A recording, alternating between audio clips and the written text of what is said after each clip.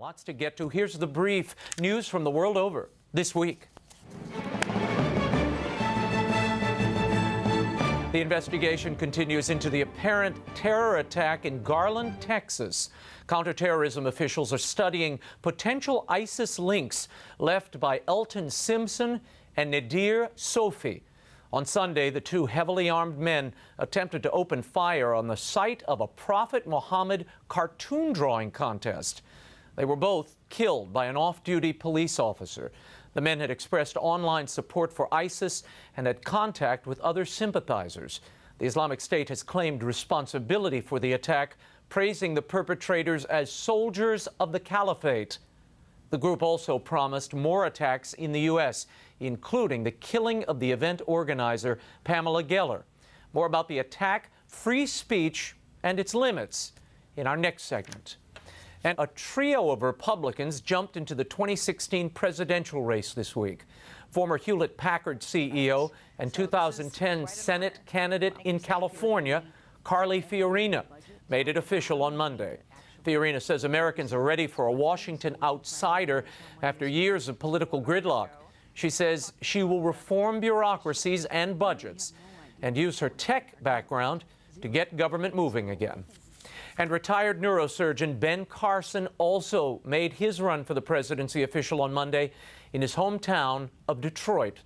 Like Fiorina, Carson is casting himself as a political outsider and tapping into voter discontent with the D.C. establishment. I'm not a politician. I don't want to be a politician because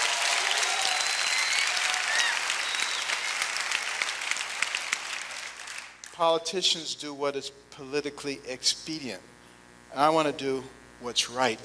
And on Tuesday, former Arkansas governor and Baptist minister Mike Huckabee launched his second presidential bid from his hometown of Hope, Arkansas. In 2008, Huckabee won 8 primary states, including Iowa. But the landscape is very different this time. The latest Quinnipiac poll in Iowa has Wisconsin Governor Scott Walker maintaining an early lead at 21%. The nearest candidate is Marco Rubio at 13%, and Huckabee comes in at 11%. Jeb Bush leads the national field, according to the latest NBC Wall Street Journal poll. And likely presidential candidate Senator Rick Santorum has clarified recent comments he made that were taken to be supportive of Bruce Jenner's intention to transition to a woman. During a BuzzFeed roundtable in South Carolina last week, Santorum told reporters when asked about the former Olympian, quote, "If Jenner says he's a woman, then he's a woman. My responsibility as a human being is to love and accept everybody, not to criticize people for who they are," end quote. The statement garnered a lot of media attention. Santorum took to Facebook on Sunday to explain. He wrote, "My comment affirmed Jenner as a person made by God in his likeness, as we all are. It was meant to express empathy, not a change in public policy. Hashtag compassion." Santorum is expected to announce his candidacy for president later this month. And congressional Republicans passed a budget plan this week. Along a near party line vote, the Senate approved a plan that would balance the federal budget in 10 years. The blueprint would cut projected spending by $5 trillion and enable Republicans to gut Obamacare without the threat of a Democratic Senate filibuster. As expected, Democrats opposed the plan. Presidential contenders Ted Cruz of Texas and Rand Paul of Kentucky were the only Senate Republicans who voted against the blueprint. Both have said that the plan uses gimmicks to achieve the purported 2025 balanced budget. Also passed in the U.S. Senate, a bipartisan bill allowing Congress to review and even reject any final nuclear deal with Iran. And Chicago Archbishop Blaise Cupich is weighing in on the immigration debate. This past weekend, he joined Democrat Senator Dick Durbin for a panel discussion pushing for reform and legislative action on the DREAM Act bill. The legislation would normalize the status of most immigrants brought to the U.S. illegally as children by their parents. According to the Chicago Tribune, Archbishop Cupich called for a grassroots effort on immigration. He encouraged people to, quote, look for ways to tell our heritage stories and tell your representatives how you feel. Speak out and don't let racist comments go by, end quote.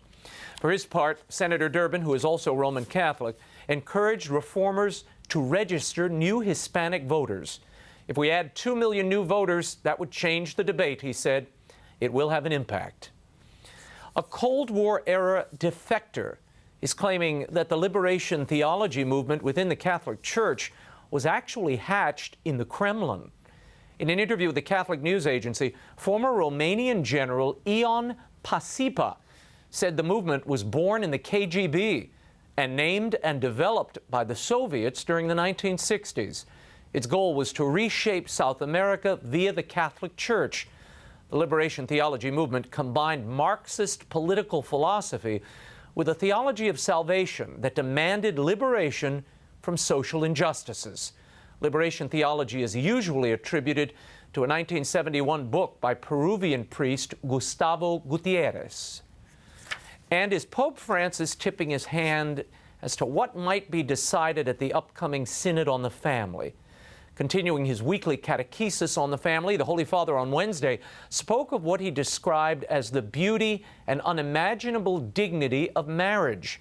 He then challenged the faithful, asking, do we accept fully ourselves as believers and pastors this indissoluble bond of the history of Christ and the Church with the history of marriage and the human family? Are we willing to take on this responsibility seriously? The comments appear to leave little room for those seeking an overhaul of the Church's teaching or practice regarding marriage. We shall see.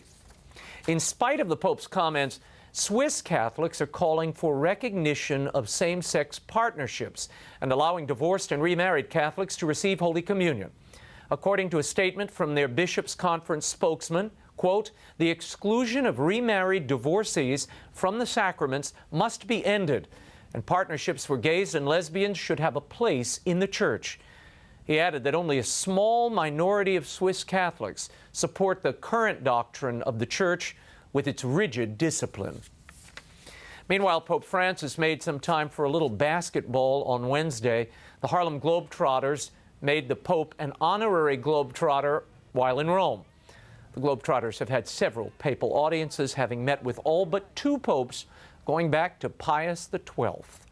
And finally, the Vatican has released the latest details for Pope Francis's upcoming Jubilee Year of Mercy, which begins December 8th.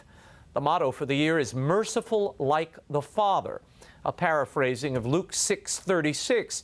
And here is the official logo, which has received mixed reviews. Some online have described the image as Jesus the pro wrestler, others as a 2-headed mythological creature. It is a little difficult to make out, but that is not a 2-headed man. It is purportedly Jesus carrying another man. Curiously, Jesus and the man share an eyeball. The artist Jesuit Father Marco Rupnik explained that Christ shares the eyes of Adam. Now I understand. I wrote about 10 marvelous endings to this story, but instead I shall try to be merciful like the Father.